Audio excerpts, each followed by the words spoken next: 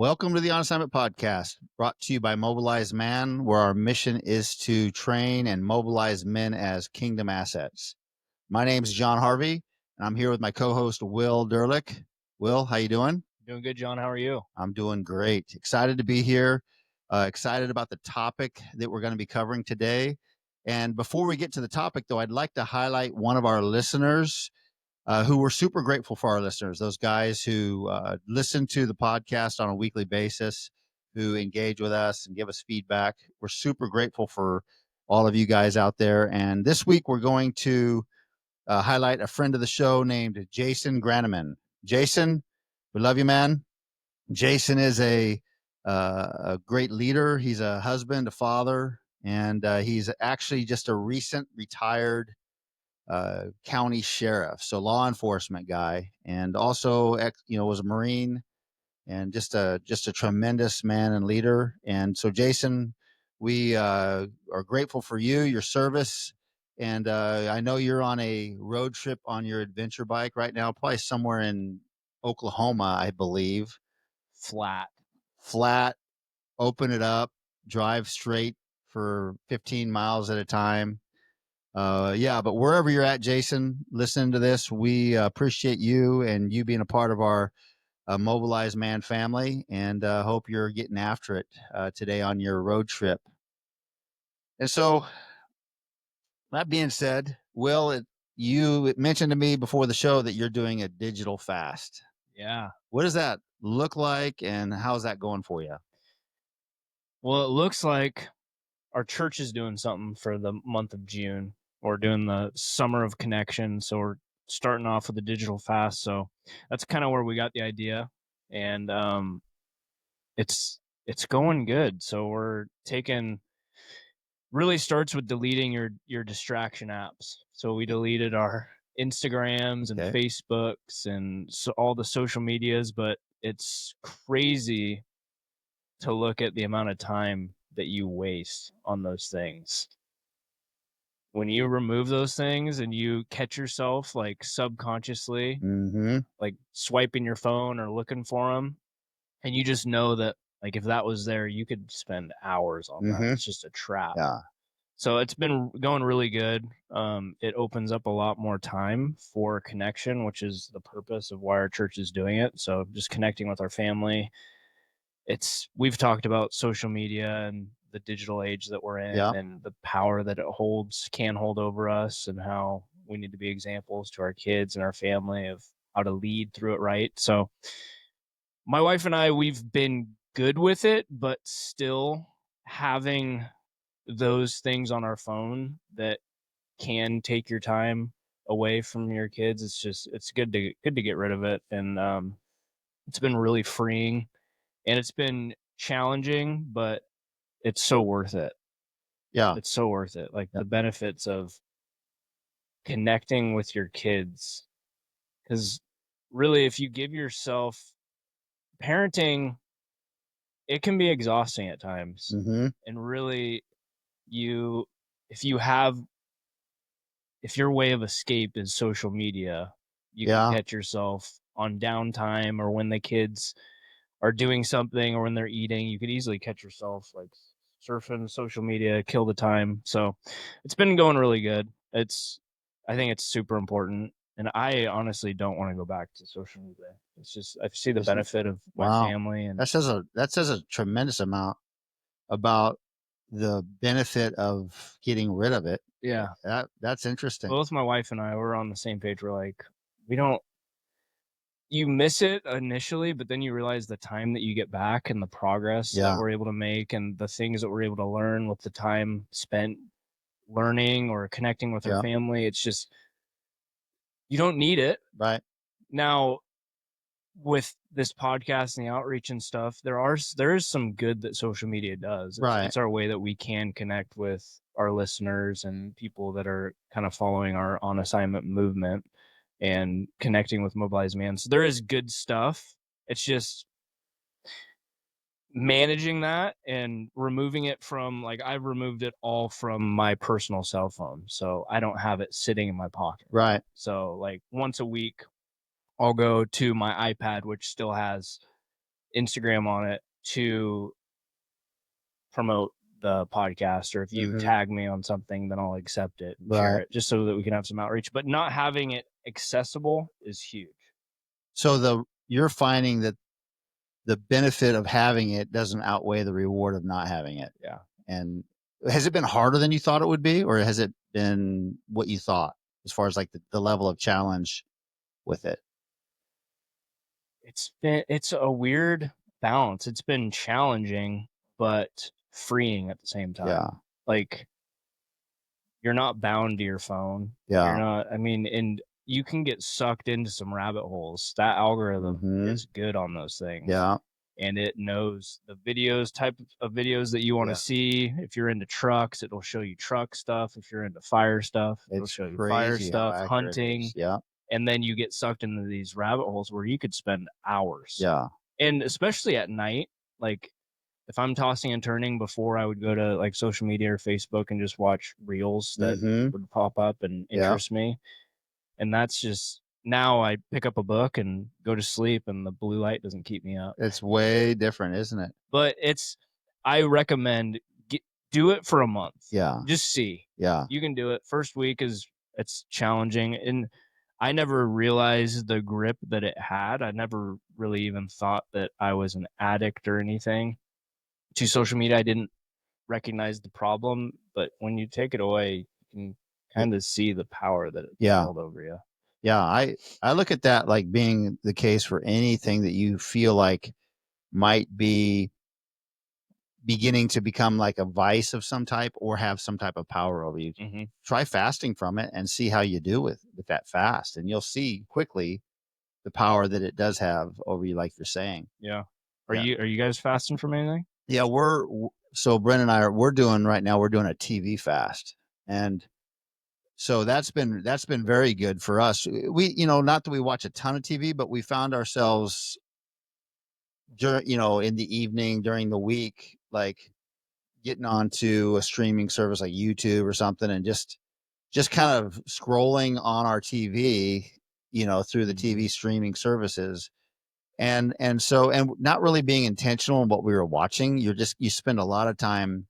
It feels like when we used to go to the Blockbuster video store to rent a video, you'd spend 2 hours in the store looking for the right video to rent, Mhm. then take it home and watch it, and now you spend all this time scrolling through the different streaming services to find what you want to watch together. And it feels very similar to that. All that time wasted instead of just saying, oh, there's a show that we heard was good. We're going to watch that show. And so we just decided we're going to fast for a month from TV and just really kind of break away from that, reset so that when we get back, to actually having the TV available, it's like we'll have a reset and be able to get back to a healthy way of being able to relax a couple times a week in front of the TV. Yeah. And so it's been very good. I mean, my reading times have certainly jumped. And it's a great month here in Oregon to fast from TV because it's light until 9:45, almost 10 o'clock at Oh night. yeah. The evenings are beautiful, and it's way better to be outside enjoying a sunset than it is to be inside sitting on the TV. And so, yeah, it's been great. We've really enjoyed it. It has not been hard. I wouldn't say it's been hard. It's just been a matter of making that adjustment. And sometimes that's a good adjustment to make after like the winter season, because in Mhm. the wintertime here it's dark at, Cold, 4:30 and rainy. cold, and you kind of get socked in at night.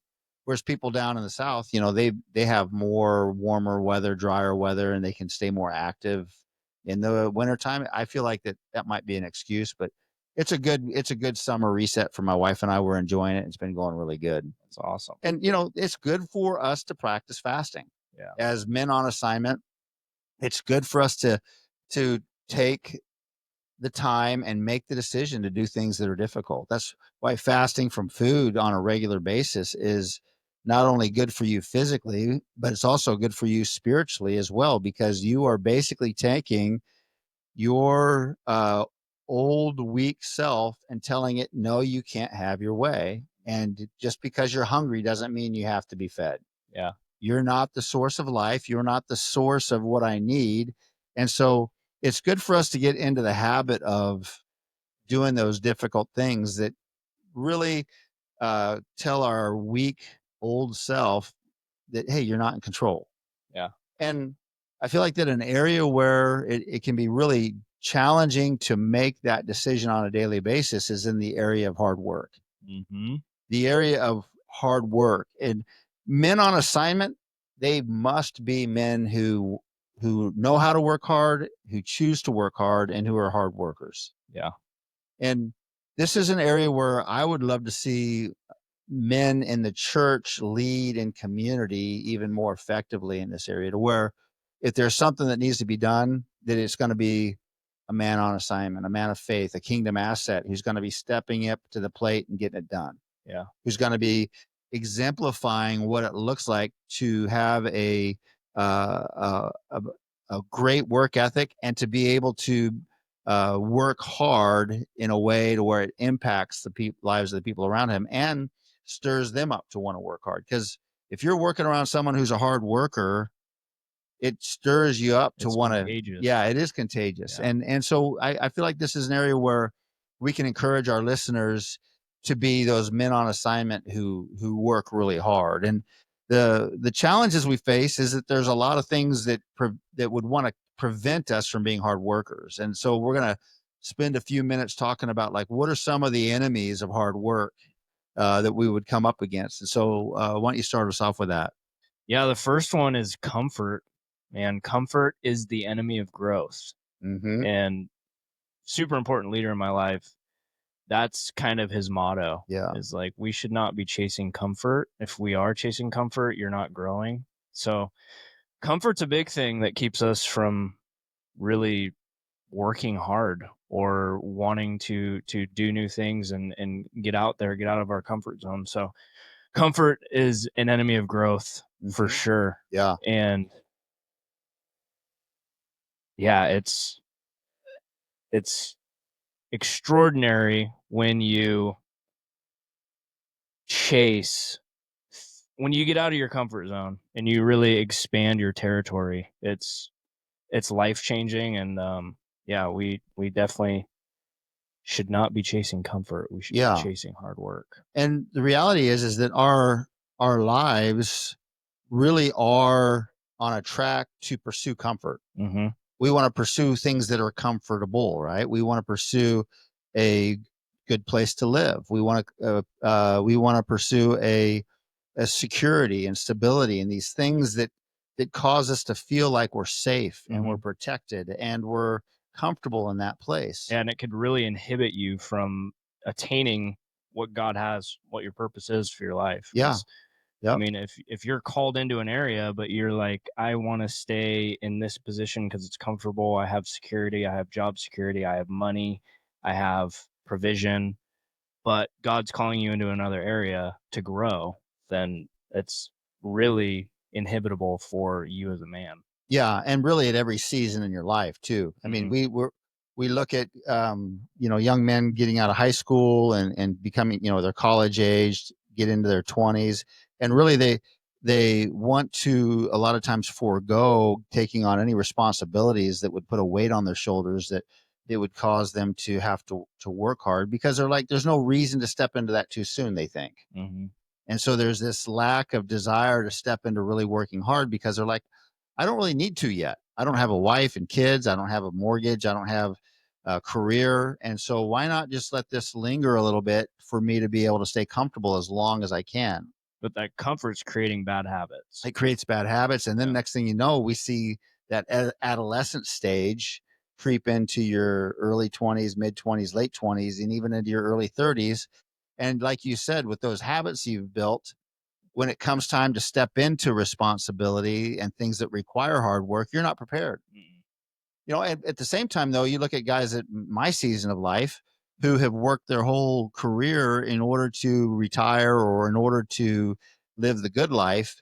And they really can't wait for the day to where they can actually stop doing the work that they're doing in order to have the freedom to do nothing and to be comfortable.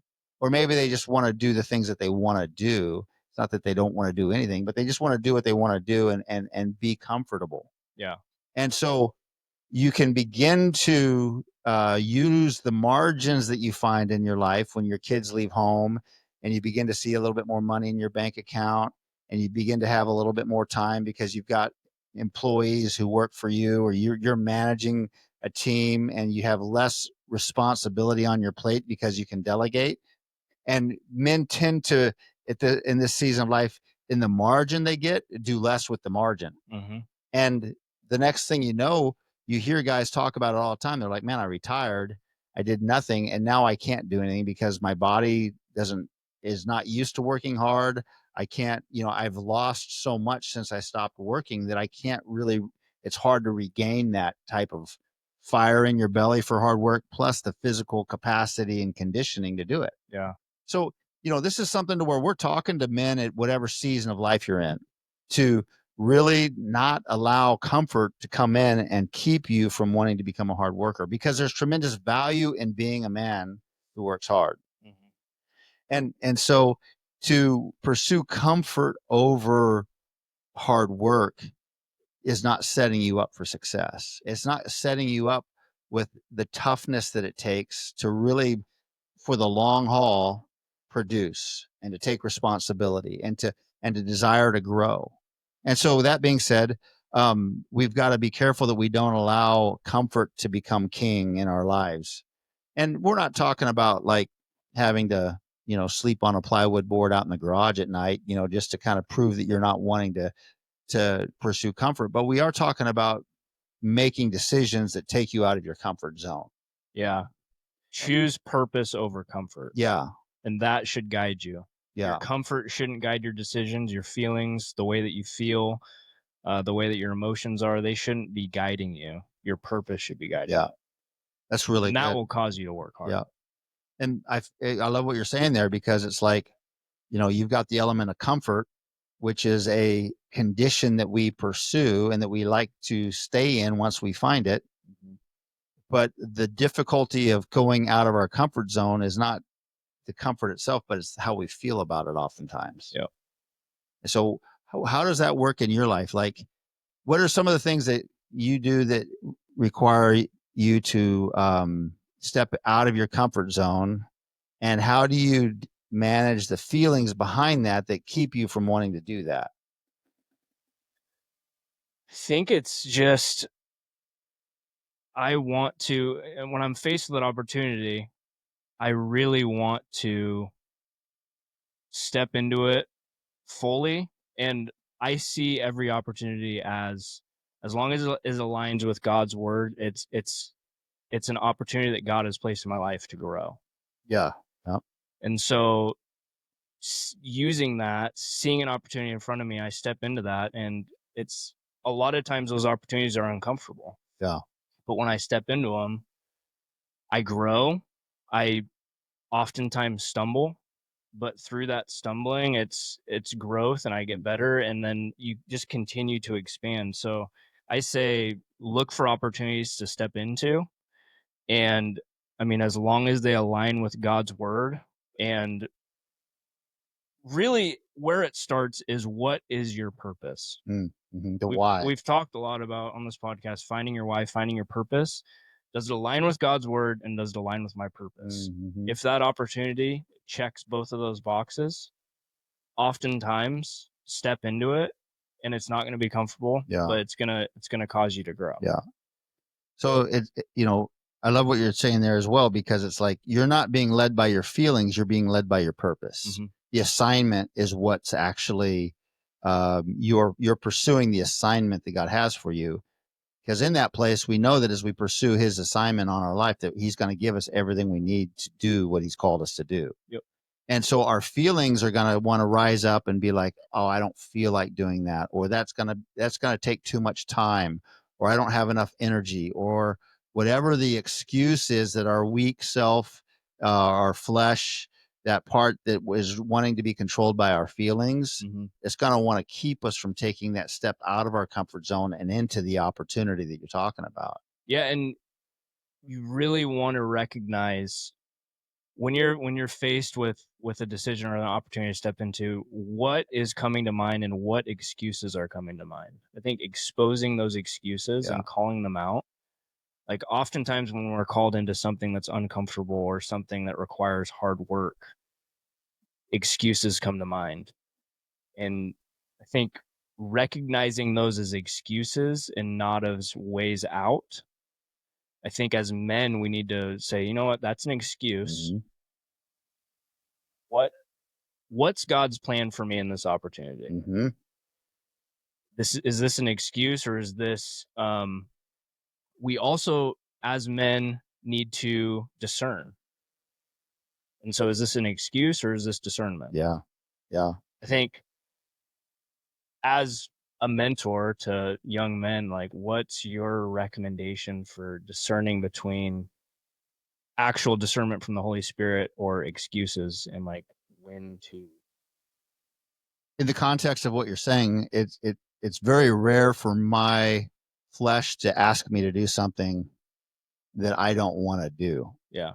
It's very rare for me to be tempted to do something that's really hard, and so I look at it like the excuses only come when it's something that I'm supposed to do that is really hard and I don't want to do it. I Yeah. don't feel like doing it. Yeah.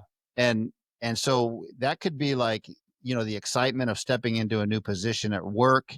You have all this kind of emotion involved and excitement about being promoted, and then you're going to take on this extra responsibility, and then you realize that a lot of that responsibility is extra work for you Oh yeah. and you don't feel like doing it. Yep. Well, that's part of growth and responsibility and leadership. Mhm. And so I feel like that what you're talking about, what's really helpful is it takes me to fatherhood. It really does take me to fatherhood, because if we can teach our kids from the time they're little that, hey, first of all, like one of the things we used to tell our kids all the time was responsibility comes before privilege. And so, yeah, certainly, yeah, if you want to go and hang out with your buddies and go down to the local gas station and grab yourself a Baja Mountain Dew and a thing of chips or whatever, yeah, you can do that later. But first, you got to get your responsibilities done. Yeah. And that immediately points someone to the fact that in order there's effort required for the reward. Mm-hmm. And learning that as a young person helps with that so much, because oftentimes we get so conditioned to where we get this reward without the effort that we're not even considering how much work it's going to take to step into that new position at work, but we're just talking about the promotion and the fact that we're going to have a new title and that type of thing, but we want all of that without the effort that goes into it. Yeah. And that's where, like, we've got to just cut out the excuses and be like, no, I've got to do the work associated with the responsibilities I have. But if you can, as a father, teach your children that at a young age, it makes it way easier for them to transition into adulthood later on and the burden of responsibilities that requires of them. Yeah. And so really working on that from the time from your time your kids are little to the time they're adults and you release them into their adulthood. And then also understanding that you've got to model that and live that out yourself. And Yeah. so Good. I do have to really be careful about excuses. Yeah. And we all do as men. But I think it's easier after you've told yourself that those excuses, you've put those excuses aside and you've chosen to work hard day after day, week after week, and year after year, that it's easier to get rid of those excuses. Yeah, it's easier to say no. They still want to creep Yep. in your life at certain points. And I find for myself that when one of the indicators that I am giving into my excuses more than I should, and I need to be aware of that, one of my own personal indicators is am I complaining? Do I hear myself complaining about something? Am I having those self conversations in my mind of, why do I have to do this? This is, this is, I don't like doing this. Why doesn't so and so do this? Or why would they ask me to do this?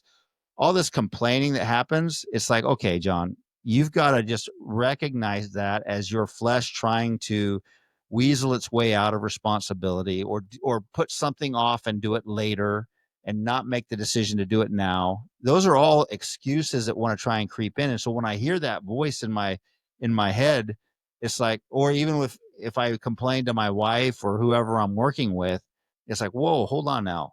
you've got something going on to where your mindset's not right about hard work, and you've got to cut the excuses out and just get after it and get it done. Yeah. But all of that has to do with us controlling the way we feel and making the right decision, even though we don't feel like it. Yeah. And that's a big enemy of hard work, is when young people don't ever learn to control their feelings. They're led by their feelings. And so if they don't feel like doing something, then they won't do it. And it's so comfort and feelings are two enemies of hard work for sure. Yeah, that's good. That comparison between the excuses and kind of the self grumbling, like, Yeah. that just reminds me of like Exodus when they were in the desert for 40 years. Yeah. Just because they were grumbling. Like, Yeah. They were it took complaining. them so much longer to attain what God had for them. Mm-hmm. He Yeah. still came through, Yeah. but their Yeah. grumbling led to just a mess. Yeah. And a way harder time than God had planned for them. Yeah. And that's a topic that we could cover at length, of the partnership between God and our hard work. And we did cover that in our episode called More Than a Paycheck. If you guys are listening and you want to go check out that episode about More Than a Paycheck talks about how when we partner with God in the work that we do, the work is still hard, but we know that we're being obedient to what he wants us to do. And that's what success is. Yeah. And so when we're working hard for God, which we are doing in everything we do, hopefully, then we are actually working in a place of a position from a position of success. Yeah. And so complaining, whining, grumbling, don't do it. If you catch yourself, just cut it off. Ask your wife, hey, or if you're married, ask your wife, do I complain? Yeah. Or say, hey, would you tell me when I'm complaining? Because you may not even hear it. Hold you accountable. Hold you accountable. Yeah. Guys at work, Yep. same thing. Yep. Because we don't want to be men who are complainers. Oh. Absolutely not. Or whining about, oh, this is hard, or I don't want to have to get up and do that, or that's too heavy, or whatever it is. We're kingdom assets. Yeah. And we're representatives of the kingdom. Yeah. And when we're grumbling and complaining to others, that's not representing the kingdom. That's right. Very well. So yeah, don't complain. And then kind of what you hit on is this comparison piece that I feel like a lot of people can struggle with, especially with social media, is you compare and you see someone who's attained or reaped the reward of sacrifice. Yeah. And you're just seeing their reward, their fruit. And then you step into that, or you begin to step into that, and you realize there was a sacrifice that took place there. There was hard work that took place. And that comparison can really, really steal and stop your progress of wanting to work hard and wanting to continue. Absolutely. So I think that's something that especially young people on social media can struggle with, is just comparison. Well, the comparison game is really hard, because you could see somebody who is working out of a position of already learned how, they've already put in all the work. Yep. And now they're seeing the benefits of it. And you're like, well, I want to see the benefits of it, but you really don't know what it takes to actually get to that level of success in your life. Yeah, they didn't document the failures. They didn't document all the challenges and all the, like one of the guys I love to track is Cameron Haynes. Mm-hmm. And that guy, he was a utility worker. Yep. And he was running a marathon a day. He's like this ultra runner, professional bow hunter guy. And, most of his life, he was working a full-time job and running like a marathon a day, and then out shooting his bow every day, lifting every day. He had this whole thing where he would do run, shoot, and lift. Yep. And it was like a daily thing for him. And he was grinding it out. And as he begins to see success in his life, people are like, oh, it must be nice. Mm-hmm. It must be nice to be able to go on these hunts and make all these videos and have all this public acclaim. Yeah. But people didn't see him getting up at 3 a.m. to go for an 8-mile run in the morning before work, and then an 8-mile run at lunch, and then whatever he ran at night. They didn't see all the sacrifice and the work that he put into it. Yeah. And so, yeah, that comparison piece is really, really crucial to avoid. Mm-hmm. Because if you're going to be successful, you're going to have to work hard. There's no everyone wants the get rich quick scheme, and it just doesn't happen. And No. so the people that you see that are successful, if they truly are successful, they've learned to make the decision to work hard. And so the comparison thing is definitely an enemy of hard work for sure. And really, we have to understand that if you're gonna have a reward, there's gonna be effort tied into that. Yeah, If there's it's going to be sacrifice. if it's truly what God's asking you to do. Yeah. Yeah. So that's really good. And then, the last one is like just the excuses that we make. We make so many excuses of why we can't do something. Mm-hmm. And that ultimately we push it back. Oh, I'll do it tomorrow. We procrastinate. And then ultimately we end up not getting it done. Yeah. And we see that so clearly. And that's just something where if I see a guy making lots of excuses, it automatically, I question his level of maturity. And I would say that if I'm dealing with a man who is a seasoned, toughened, mature leader, you're never going to hear that guy make an excuse. Mm-mm. And that's just part of the maturing process. As you learn that your excuses don't help. You learn that, you have to work through your excuses and actually get things done, no matter how you feel, no matter what the challenges are. And you just continue to work through it. That's what hard work's really all about. And so, some of the excuses that you'll run into, there's all kinds of them, but what are some of the common ones that you would hear guys say? It's too early. I'm too busy. Yeah. I'm too tired.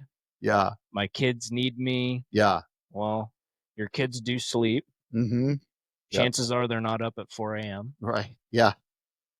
So if you need to get up early or work out when they go to bed, or we shouldn't be making these excuses, and we shouldn't be putting them on our family. We should hold ourselves accountable. Yeah. And we need to model this for our kids. Your kids, especially as they get older, they will be watching you and your work ethic and saying, well, he says one thing, but he does another. Yep. And we don't want to be hypocrites in this area to where we're kind of trying to create a culture of hard work in our family, but then be the guy who isn't helping around the house. No, we want to be men of our word. Yes. And when your kids, it's detrimental if your kids realize that you are not a man of your word. Yeah. Or your word doesn't mean anything. Because, I mean, when you tell your kids you love them, or you're going to be there for them, or it's just when they see you slip in certain areas, it makes them question other areas. Mm-hmm. That is detrimental to your kids as they mature and get older. And so, that lack of integrity, that's Yep. integrity has a lot to do with that. Integrity is about being whole and complete. And if they see that you're not, if they see someone who's one way sometimes and another way at another time, or who says one thing and then doesn't do it, then that creates a break in that integrity. Yep. And you're exactly right. That affects the entire unit or the entire structure. It affects their trust system. Yeah. And how they trust people, and how they, I mean, it could even how they trust God. Yeah. It can bleed into that. Totally. As a father. Yeah. So it's super important. And it really starts as something as simple as just don't make excuses. Yeah. Yep. Don't let your kids hear you make excuses. Just, we do hard things in this family. That's right.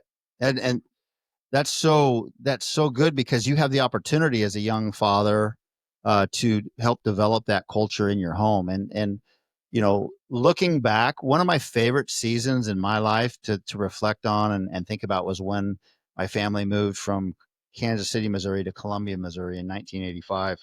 And that was the year that I started framing full time in the summers. And the reason why it's such a just a special point in my memory is that was the year I really got punched in the face by what hard work was like. It was reality. It was like the reality of like, okay, the work was heavy. The conditions were very difficult, challenging. And I'd never had to work that long or that hard before in my life. There'd been times where I would work, but it was typically doing like mowing lawns, helping someone fix, helping with work on cars, And so I'd work for like a couple hours and then get a break, or, work just for a couple hours and be done.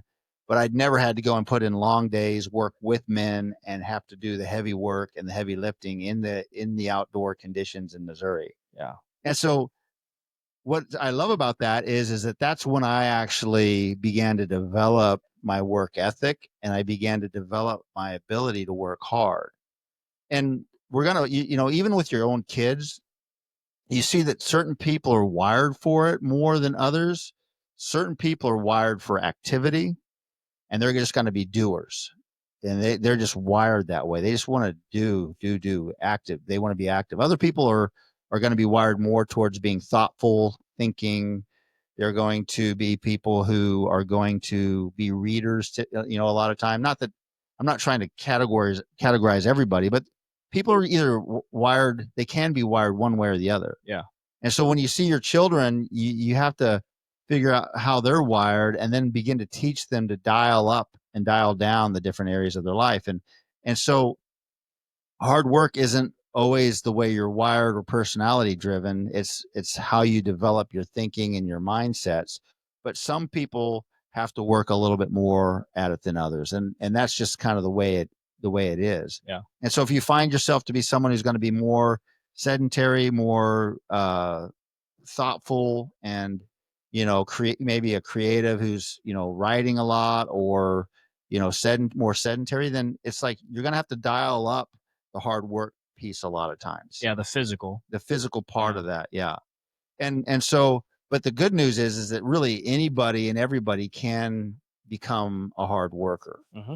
And we have to be careful. I think that you and I'll speak for myself. I have to be careful being a blue collar guy, that I don't come across as indicating that if you didn't work in the trades, or if you didn't work in construction of some type, then you don't know how to work hard, because that's not the case at all. I mean, every industry, every job has people on it that are hard workers and that are not. Yep. And we want to be those men that in whatever industry we are in, that we are working hard, that we are getting after it. Yeah. And so this is something that's a mindset piece that has to be developed. And there's ways that we can actually approach our thinking that help us become men who work hard.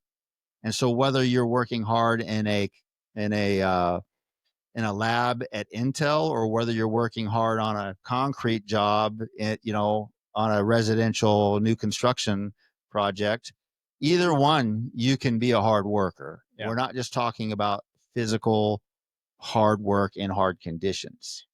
We want to be full faceted men. So on assignment. So I 100% agree with you.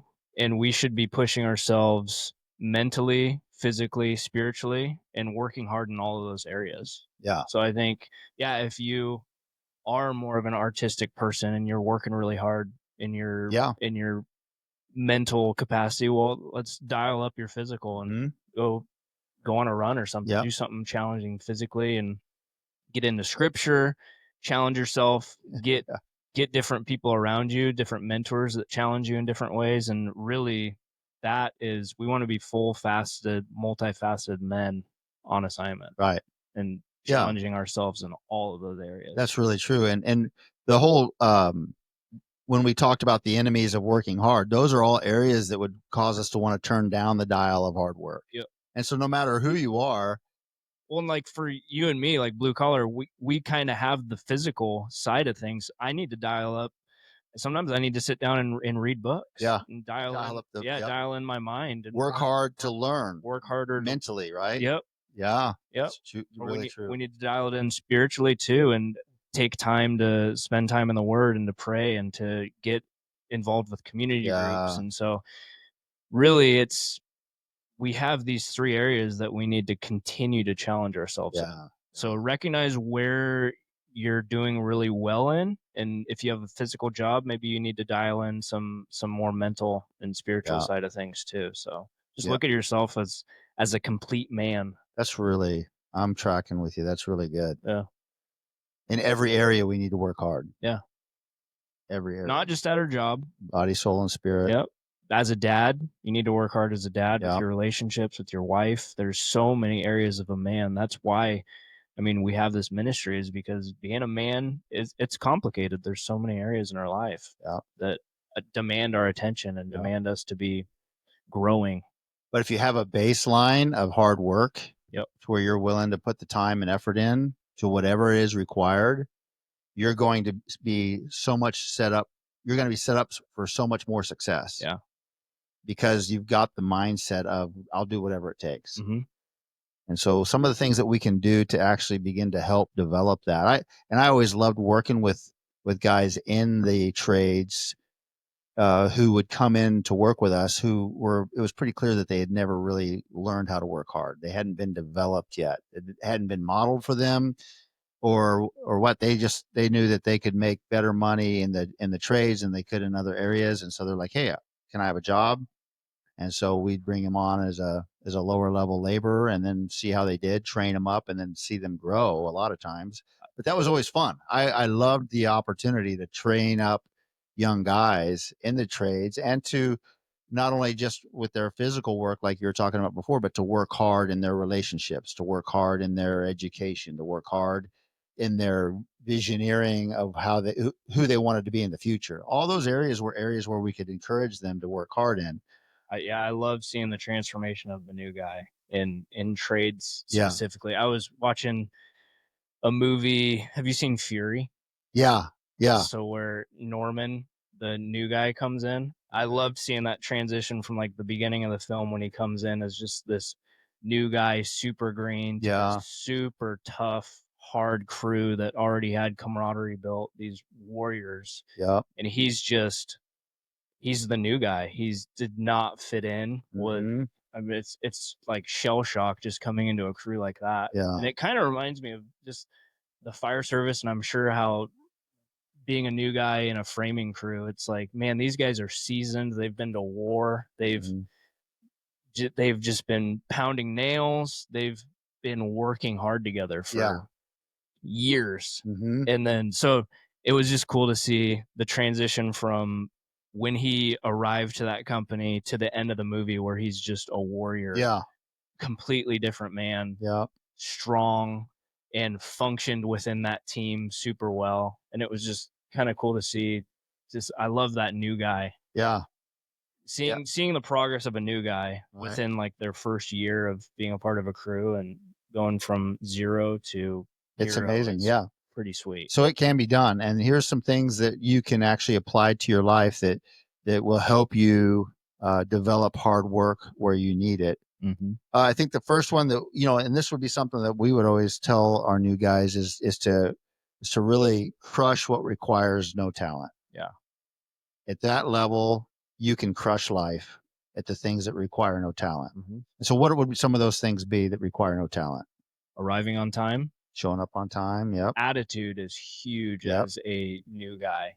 Mm-hmm. And yeah, if you have a good attitude, that can take you a long ways. Yep. And it requires no talent. It's not like one guy can, has a better talent of attitude than another guy. That's just everyone showing up and being in control of their own attitude. I'd rather take a guy with a great attitude than all the talent in the world. Yeah. Because talent can be taught. Yeah, that's right.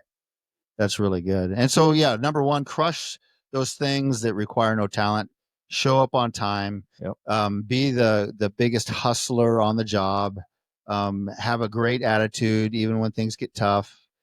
There's so many different areas here where it's like, get back from break on. Don't be late from break. Be willing to do the dirty stuff that no one else wants to do too. That takes no talent to raise your hand and say yes. Yep. I'll go in there. I'll do it. Yep. Let's do it. Send me. Yep. Yeah. What? I lost my train of thought there. I had one more that was humility requires no talent. Yep. That's a big one where you stay humble. That's a big one. There's a lot of different areas where you just apply yourself in every area. Always be willing to help out, like you said. If it's the hardest thing, the heaviest thing, whatever it is, you step in and you will develop so much of a mindset of hard work just by crushing the things that require no talent. Customer service, that's another thing that I was thinking of that Oh, really requires no talent. Just be willing to serve others. yeah, And however you can, whatever your capabilities are, you could be the brand new guy. How can I serve you with whatever my skill set is yeah, right now currently? yeah. And yeah, the way we treat people in general Yeah. is really important, and so I agree 100% with that. It's the guys that come in and they've got their ego written on, their egos just in full display, and you know, it, they don't treat people well. They don't consider people before themselves. Yeah. They're worried about themselves instead of other people. Those are all areas where it's like, man, you learn to really crush those areas of life that require no talent. Mhm. So show up early, work hard, stay late, do whatever it takes, and be that guy who may not know what he's doing, but you're gonna bring value no matter what. Yeah.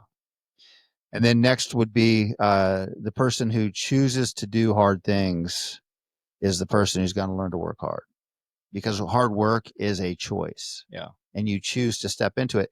In fact, there's a period in which you get to where you actually enjoy that hard work. And there's such a level of enjoyment when it comes to people who work together as a team working hard, that it's it actually is a it's a great place to be. And so you making that choice to actually do hard things on a regular basis in your life in general Yeah.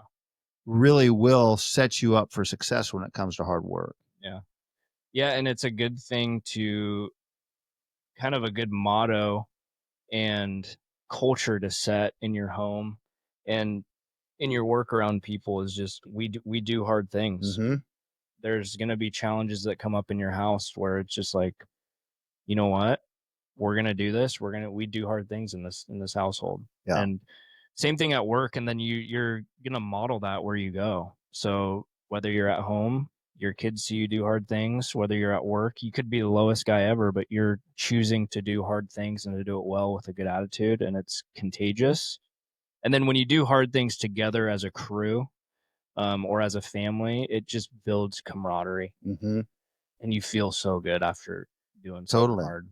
Yeah. You get through doing something hard, and on the other end of that is so much just, I don't know if gratitude's the right word, but it feels so good to get through Yeah. on the other side of something hard. Yeah. Absolutely. And that's part of that whole reward from the effort, Yeah.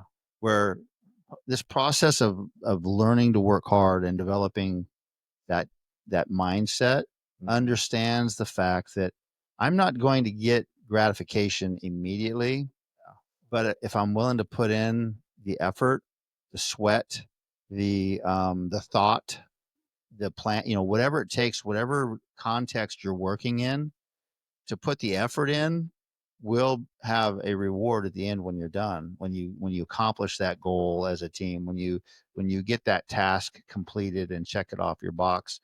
There's tremendous reward in that. Mhm. And so that comes from a person who makes a regular choice to do hard things. Yeah. And again, this is one of those things where choosing to do hard things kills the enemy of hard work. Yeah. Choosing to do hard things says, I'm going to choose to get out of my bed in the morning early rather than stay in my bed. I'm going to choose to kill the excuses that want to come up and make me not want to do this. It's too hot. I don't want to mow the grass. Whatever it is, we stayed up too late last night. So let's just sleep in and not go to church this morning. Mhm. Or you know what? I'm too tired. It's been a hard week. We're not going to go to this small group we've got during the week. There's all kinds of scenarios where we don't feel like doing something, Yep.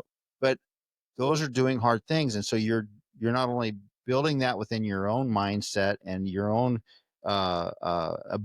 capabilities of being a hard worker, but you're modeling that for your kids, your wife, and your kids as well. Yeah, when you're making those excuses, you're just letting slack out for your family, Yeah, and it's yeah, no slack, yeah. no Because slack. they are listening, and they will. Yeah, you're modeling a Yeah, life of slack for your right. kids. Yeah, and part of that has to do with as well. I thought we did this as a family and now we're not doing it because there's an excuse. That's not a person who keeps their word. You're allowing an excuse to come between you and what you said you were going to do. Yeah. And that is a breakdown in integrity for sure, right there.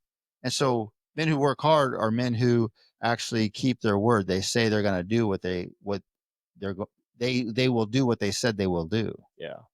And for me and my wife, it started with us sitting down together and like writing down or saying these are our non-negotiables. Hmm. Like these, no excuse is going to creep into this. We go to church on Yeah, we go to yeah, church on Sundays. There's no excuse in the book whether how late we stayed up. If we are home, we are in town, we are going to church on yeah, Sundays. yeah, So, and that's just one example, but sit down and like go over your non-negotiables with your spouse and your family and kind of have these standards. And once you have that standard set, there's no slack with those. right. Yeah. There's no excuse that comes in the middle of Hmm. those things. Yeah, And maybe it's praying with your spouse every night. Maybe you say, all right, we're every single night before we go to bed, we're praying. yeah. No questions asked. There's no excuse. I don't care how tired I am. Hmm.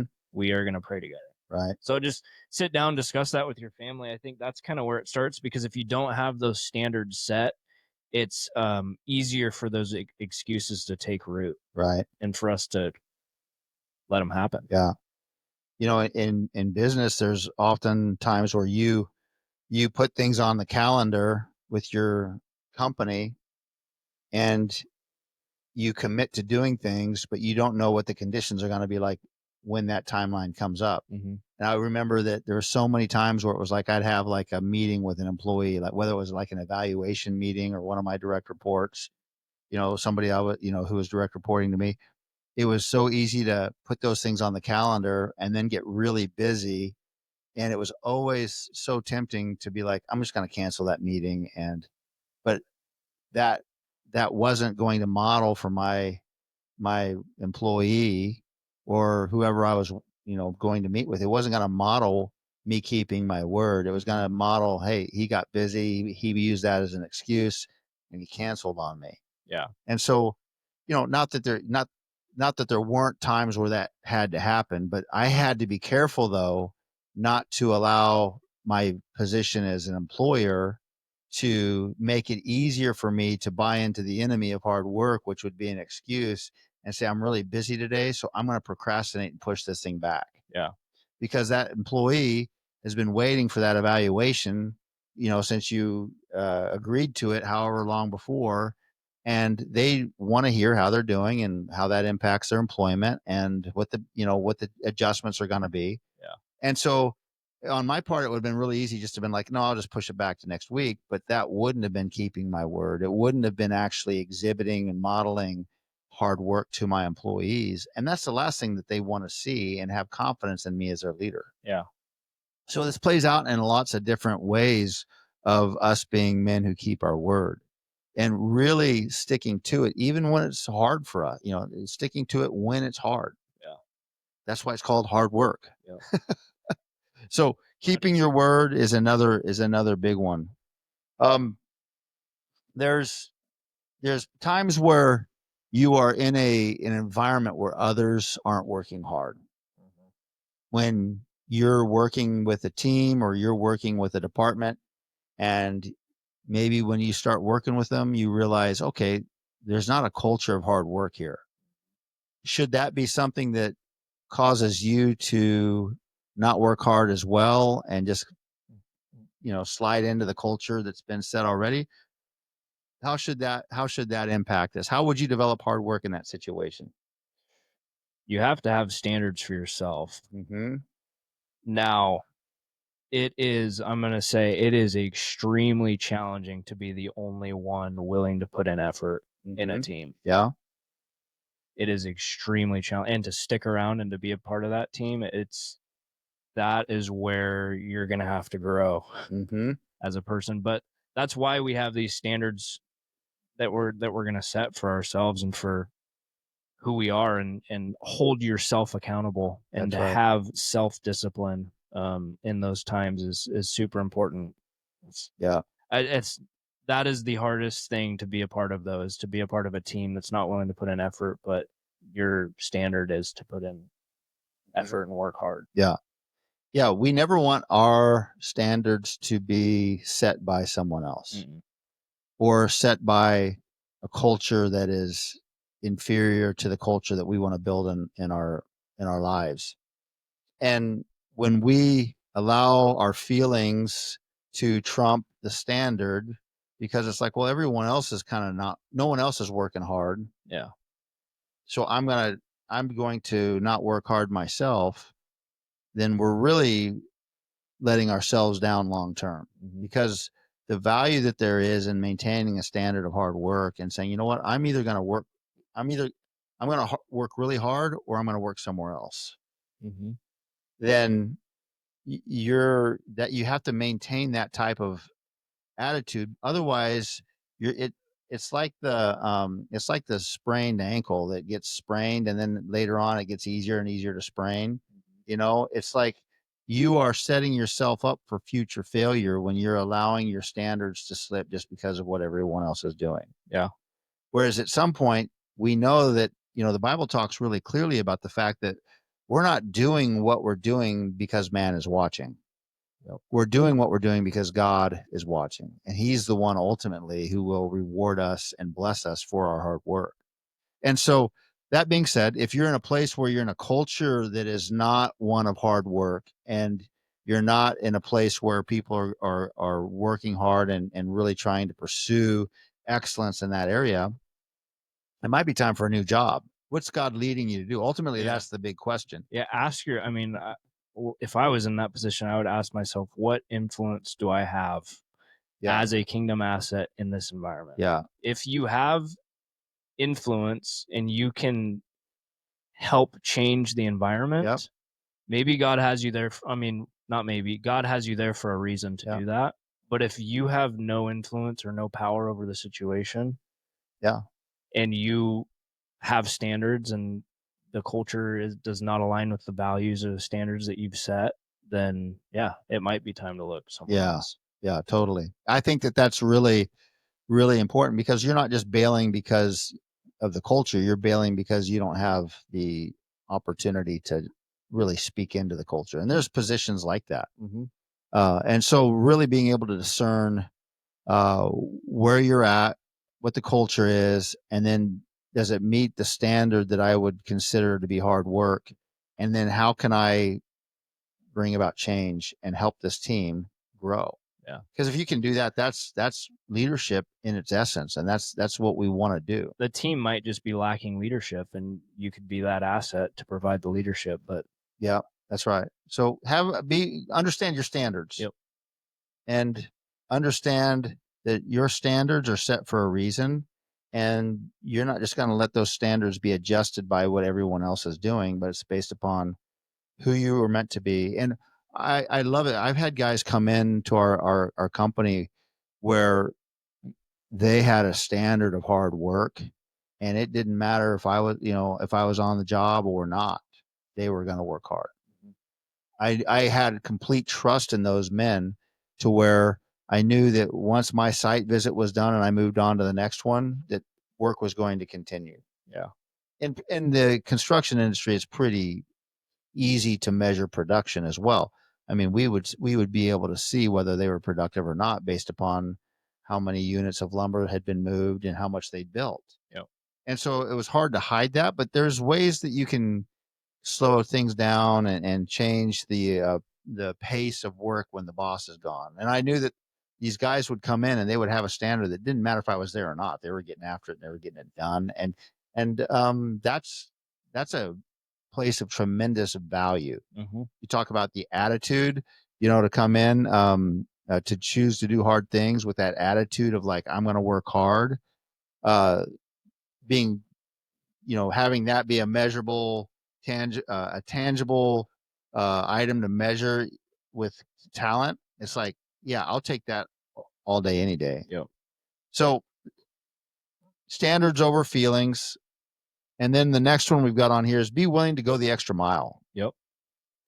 People who are willing to go the extra mile are really saying, I I am willing to do whatever it takes to see this task completed or to hit the goal that we've got as a team. And so I love it when people are willing to go the extra mile and they've got that attitude of I'm all in, I'm 100%.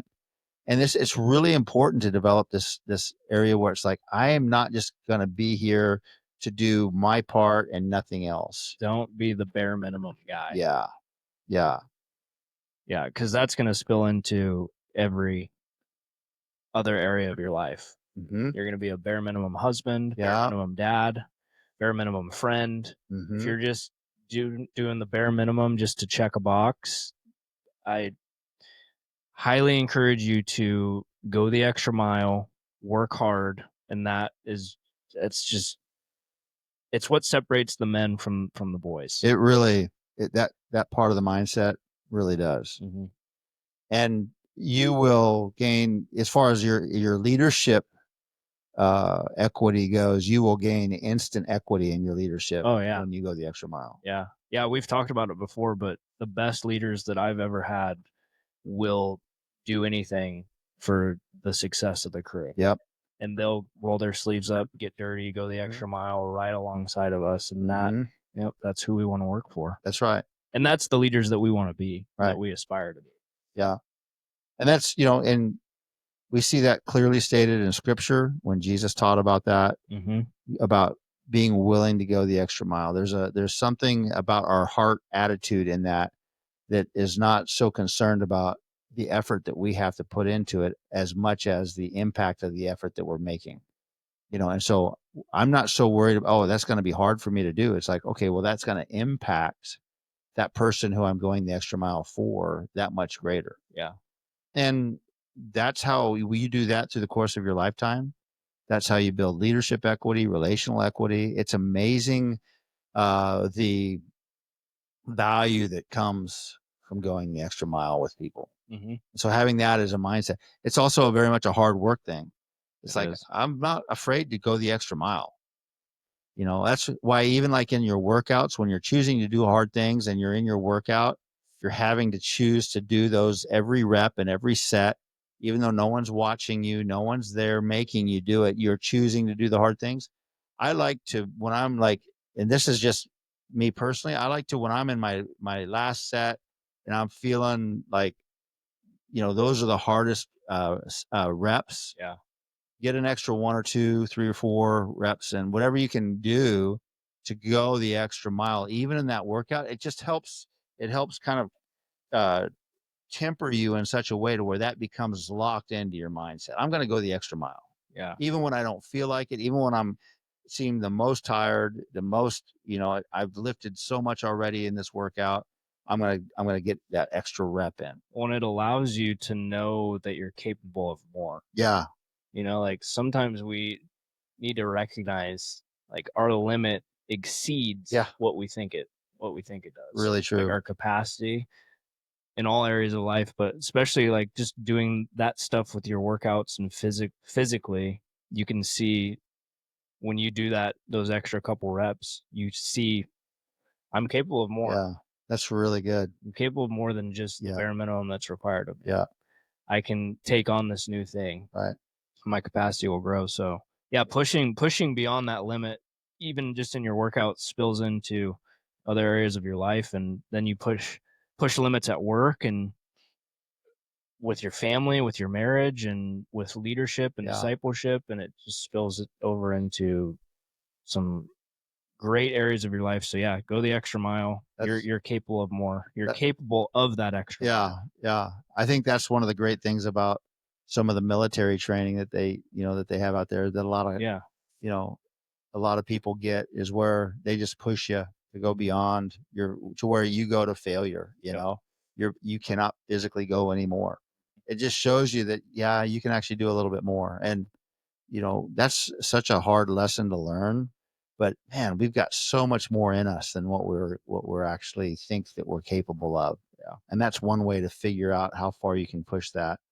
So then we'll wrap this developmental part up with surrounding yourself with hardworking friends. Yeah. Man, if you surround yourself with slackers, What are you gonna be? you're gonna become a slacker. Yeah. Yeah, You are who you surround yourself with. that's right. Yep.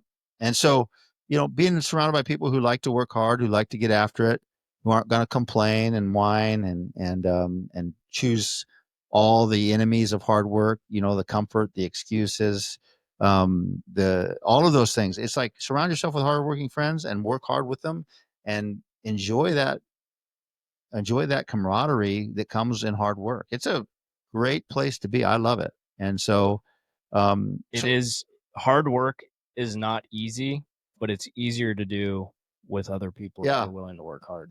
this is true.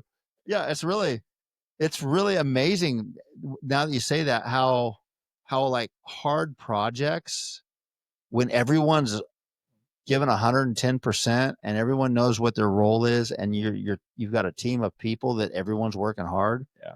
It's amazing how those projects just take on just this almost flow and ease that's just like, wow, okay. Yeah.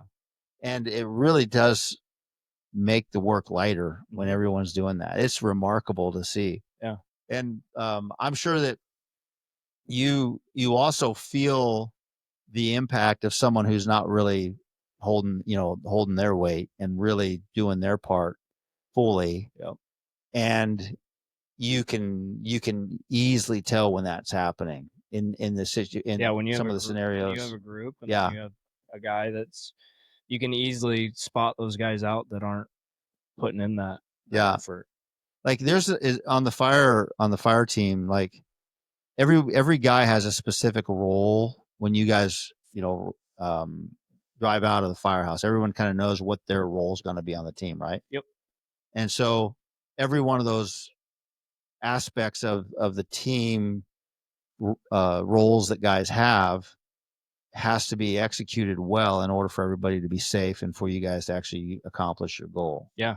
Everyone has to be on, whether you're doing one guy's doing forcible entry, one guy's grabbing the nozzle, one guy's pumping, one guy. Yeah, there's so many tasks that need to be done. What's some of the is there like a tasks that you would dread doing more than others? Like, is there certain ones that are harder than others when it comes to fighting fires? Yeah, I mean, the harder ones are the more fun ones, though. So it's like you want to do the hard ones. Okay. Like you want to be the one to find the victim and drag the victim. Right. If you're performing a rescue, or you want to be the one that's forcing the door. Forcing a door is not easy. It's probably one of the hardest things that you can do if you have a hard door, but it's fun. Mm-hmm. There's it's every single task is challenging. Yeah. Especially, I mean, when you're new and don't know the proper form, but that's it's tough. You got to be on, and when someone's not able to do their job properly or well or in a timely manner, it shows quickly. Right. Yeah. So you gotta be dialed. My brother-in-law Pete, he's amazing. I love Pete. Pete and Becky, if you're listening, hello, love you guys. But Pete's like 6'4", Tongan guy, big, strong guy, and he was a firefighter for years. And he was telling me that like a lot of the crews liked having him on the crew because he could do this donkey kick the door. just he was so big and strong. Size 12 boot. Yeah, just like blast the door for entry but he also had really hard time when it came time for confined spaces and that type of thing. It was really hard for him because of his mass. Yep. But he was telling me about some things that I hadn't even considered about, like part of the crew that has to stay back and like do demo and clean up and make sure that the fire's out in some of those areas. Overhaul, pull ceiling. Yeah, all that. It's like just dirty, nasty work. And we're on scene for 3-4 hours for a fire. Yeah, the fire's out in 15 minutes, but we're on scene making sure that everything, all the boxes are checked, because when we leave, we cannot have any ash or anything sparked back up. Yeah, we can't. No embers. So right? you expose all the wall, the ceiling where the seat of the fire was, and make sure that it's all out. It's a lot of work. Yeah, and you're in full. Are you in stay in full gear for that last part of it too? Like Yeah. maybe not your oxygen tank, but No, if we're inside and there was a fire due to cancer and stuff, oh wow, we're so you're wearing your full kit that whole yeah, time. in our mask. See, that's Obviously, we're doing rotations. We have crews there that yeah, are able to rotate in okay, and rotate out because our bottles last 30 minutes. yeah. So That's remarkable. So that whole surrounding yourself with hardworking guys, that's the kind of guys you want on your team oh yeah. in those types of scenarios. And it's the same case for any group of people that's working together. Yeah. We all want to be on the same page when it comes to hard work. Yep. And so those areas that you can develop in your life to become a hard worker would be to crush what requires no talent, to choose to do hard things, to be a man who keeps your word, to have standards that you choose from rather than your feelings, to go the extra mile, and to surround yourself with hardworking people. Mm-hmm. And so taking those things and applying them to your life on a daily basis consistently is going to develop you into a hardworking person. Yeah. Definitely. You're going to be a hard worker. And I think that consistency piece, doing it day in and day out, is really one of the traits that we see in guys who are hard workers, is that they're consistent. Yeah. They're not going to come to work one day and kind of be dragging and another day and be fired up. They're going to come to work consistently and work hard. Because you know, to do whatever your job entails, if it's a difficult job, is going to take some time for you as you start that job to get conditioned to the work itself. But then once the conditioning's in place, you should be able to go in and day out and do the work and be consistent in it. Yeah. And that's what you're looking for, is to be a guy who's not up and down in his the execution of his job, but it's like you come in and you work hard every day and you get after it every day. And that is the trait of a really hard worker, a guy that people want to have on their team, a guy who's going to get promoted, a guy who's going to, people are going to want to hire you. And so there's tremendous value to being a consistent man who's a hard worker. Yeah, and with that consistency just leads to discipline too. Mhm. Those go hand in hand. Being self-disciplined and being able to be consistent by yourself Yeah. under your standards, like we talked about. You have these standards that you want to hit, and you're able to remain disciplined even when you're in an environment where there's other people that aren't. Yeah. Yeah. Yeah. To be disciplined in those areas that require no talent, Mm-hmm. and to be able to do that no matter what the conditions are consistently, those are like bedrock principles. Yep. And the value that person brings to any team is really invaluable. It's incredible the value that brings to a team. Yeah, and we were talking a little bit before, but self-discipline and self-control. Self-control is really what separates the men from the boys, in my opinion, where it's a really, really critical aspect of being a man. Yeah. And having control Yeah. over your feelings, Mhm. your emotions. Yeah. I mean, and just carrying yourself, not letting things affect you, being able to just control when something's not going your way, or instead of reacting out of anger, you're able to control your emotions and Yeah. really hone in. And it's just like in all areas, the self-control aspect of life and our marriage and our work and our uh, willingness and our ability to be a father, it's really, really pivotal. Yeah. So focus on self-control and practice it. And it's called self-control for a reason. Yeah. There's no one else that can do it That's for right. you. You're leading yourself. Yep. The best leaders are men who've learned to follow and who learn to lead themselves first. So when no one's looking, no one's watching, Yeah. you're still holding your values and just maintaining just who you want to be as a man. Yeah. And who God created you to be. Yeah. Understanding your purpose, your God-given purpose, that God loves you, he cares for you, and he has standards for you, and Right. he has self-control for you, and that's a fruit of the spirit. Hmm. And just really, I mean, partner with that Yeah. and know that even when you're by yourself, no one's watching, have these standards and practice Yeah. that self-control. Yeah. And it's freeing when you see and you notice yourself starting to operate in self-control Hmm. and know that you can do it. Yeah. You're like, it's part of that, kind of like going the extra mile, what we talked about. It's like once you realize that you can have control over things that used to control you, it's powerful. Yeah. Yeah. You can actually make decisions about what you eat, Yep. about how much rest you get, Yep. about how much time you spend on social media or for entertainment. You have the ability to make those choices. How you think or look at other women that aren't your wife. Yeah. All the, I mean, every area where our flesh wants to come in and have control, Yep. we're controlling ourselves. Yeah. You say no. No. Yep. And that's it. That is an incredible sign of maturity in the life of a person. Yeah. And really, that's when we're talking about men on assignment and people who are living their lives on mission.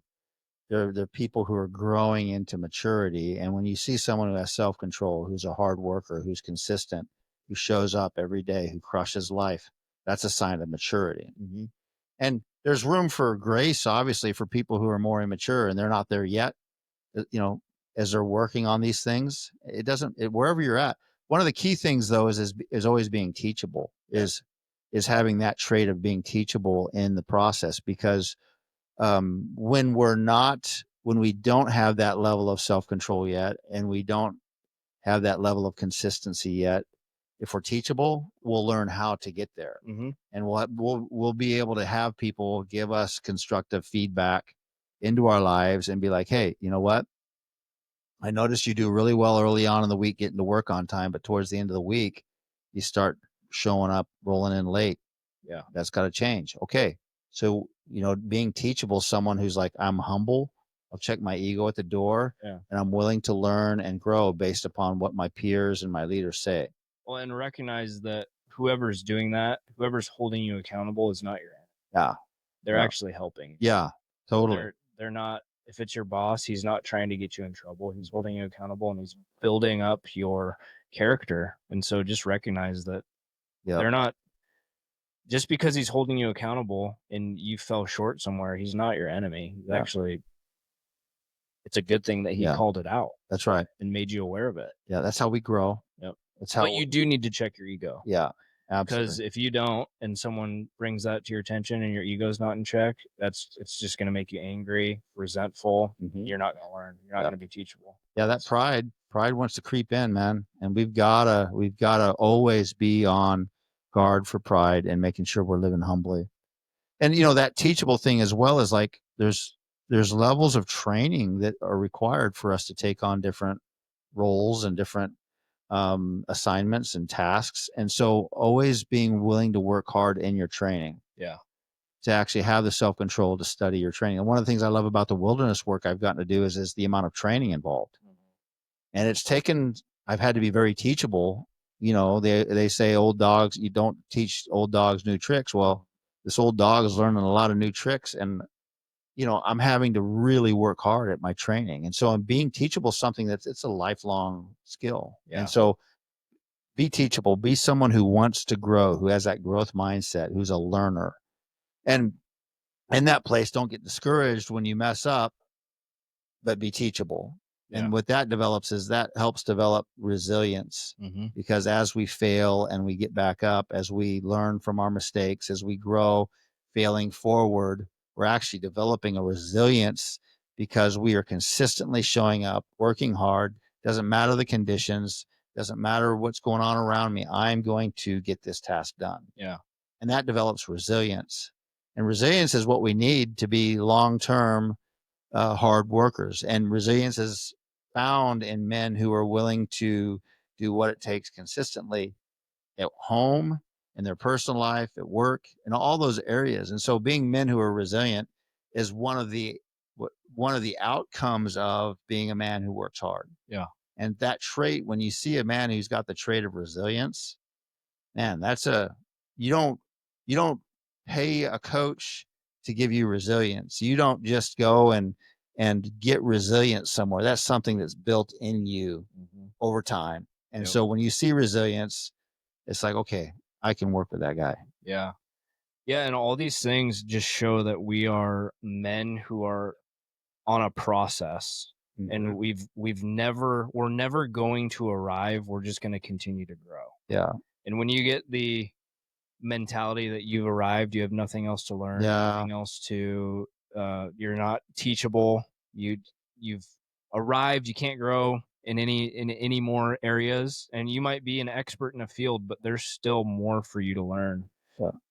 Times are still changing. There's new technology out that you can research. I mean, there's so many areas where you can just continue to grow. That's And right. so as men in all areas of our life, we're in process of continuing to grow. And we're never going to crush it. Yeah. That's right. But we're going to learn, and we're going to fail forward, like what you're saying, and learn from our past mistakes. And that's what builds the resilience that we're talking about. So just understand you haven't arrived. Yeah. You're not at your full capacity. So true. We're always on a process, no matter what your age is, no matter what you've been through. We're continuing to grow. Yeah. I love it. Till the day that we're in our grave, right? That's right. And that's the goal. And it's hard to do that. You have to choose to do that because it takes work. Yeah. But when you've got the mentality of a hard worker and that mindset in place, you're going to want to grow. You're going to want to learn, and you're going to be willing to put the time and effort into doing that. And that's also an element where you have to take some initiative as well, because you're not always going to get spoon fed everything you need. When it comes to being teachable and resilient, some of these traits that you see in men who are hard workers, those are guys who took initiative. Yeah. You won't get spoon fed. You won't get spoon fed. No, it's like the guys who would come and want you to teach them everything. When they were new on the crew, it was like, no, you're gonna have to figure some of this stuff out yourself. I would always have guys who'd want to read blueprints, and they wanted to me to teach them to read blueprints, but actually, we did a class on blueprint reading, but the most effective way for me to teach a guy blueprints was to let them get to work early before work and take a look at the plan, and then take a look at what you see in front of you. And then at the end of the day or at lunch, take some time and look at the plan and see what we've built, and then take what is on paper and what's now tangible and begin to apply the two of them so that you can see how they look on paper and how they look in real life. Yeah. And that was always a great teacher for guys to be able to equate what they see on the two-dimensional page with the three-dimensional building in front of them. And then you let them do that for a while. Then you get them into the blueprint reading class, and they would do really, really well in the class. Yeah. But they had to take the initiative to actually ask for the plans at lunch or after work, show up early, go late. But they had to take some initiative in that process. And the guys that did, they would typically be way further ahead than the guys who didn't have that initiative to learn and grow and to really push into the next level of their responsibility. Yeah, and I mean, initially, there's no pay raise in you showing up early No. to look at blueprints. It's just self-initiative and self-discipline of wanting to advance your knowledge with no immediate reward. Yeah, that's right. It's effort. It's all effort at that point. And so those things probably led to promotions and people that could fill project manager roles or promote into new positions. And so there was a reward eventually. Yep. And that's a beautiful thing about delayed gratification is that you learn the effort it takes to get the reward. And so that's so important for us just in general as men. But that's one of the beautiful things about hard work is that you learn that that sense that you were talking about of accomplishment at the end of doing something hard is so great, but you really have to work through the entire process of getting there. And, celebrating the wins is important as a team and not just going on to the next thing. So we would always take take a group of guys that had worked really hard together to accomplish something that turned out really well, and we'd celebrate that together. It's like, hey, we're going to grab pizzas for lunch today, or we're going to do a barbecue or go out, whatever. But that was something at the end. That reward actually helped bring together all of the hard work and the effort that these guys put into it, and celebrate a little bit. It was always very gratifying. Yeah. And so those are some of the traits of a hard worker that you'll see in a man who's growing and becoming mature as a man on assignment. He's consistent. He's got self-discipline. He's teachable. He's resilient, and he takes initiative. Mm-hmm. And those are areas where we want to see those things developing in our life. Yeah. And sometimes it takes, it always takes someone to join for us to partner with to help us through that process, whether it's someone on your team that you're working with, or whether it's a coach or a mentor. That's one thing that we want to do here on this podcast, is to really help, develop guys in these areas and give them some just basic tools and resources that will help them become the men that God made them to be. Yeah. And so I hope that that the content that we put out here for hard work is helpful. We talked about the enemies of hard work. We talked about how do you develop hard work in your life, and then what are the traits that you begin to see in your life as that hard work's developed. Yeah. And so it's been a great conversation. Do you have anything you want to say as we wrap up? No, that was great. Thank you. Good. Awesome. Well, thanks for your hard work and helping put this podcast together.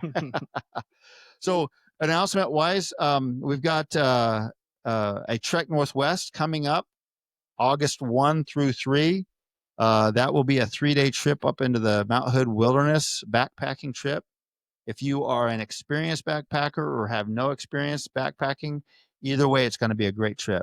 And you can check out online on our events page at mobilizedman.com. You'll see the event there. There's a gear list and a registration link. And so you can see what gear you're going to need. You can reach out with any questions on that. We've got 8 spots available. We've got 8 spots total, and I think we've still got 7 spots on that trip available. So we've only had one guy register for that. So take some time, check it out. We'd love to have you join us. Get up into man, it's so beautiful up there. We actually get up onto Mount Hood above the tree line, get up into the glaciers there. And yeah, if you're in the Northwest, I would highly recommend doing it. I know I've spoken with guys that have done it in the past, and they speak nothing but good things about it. It's transformational. It's beautiful. You're around some awesome dudes, and you make connections, community. And so just if you're around and you're in town August 1st through the 3rd, sign up. Yep. It's a 3-day weekend. We meet at 8:00 on Friday morning.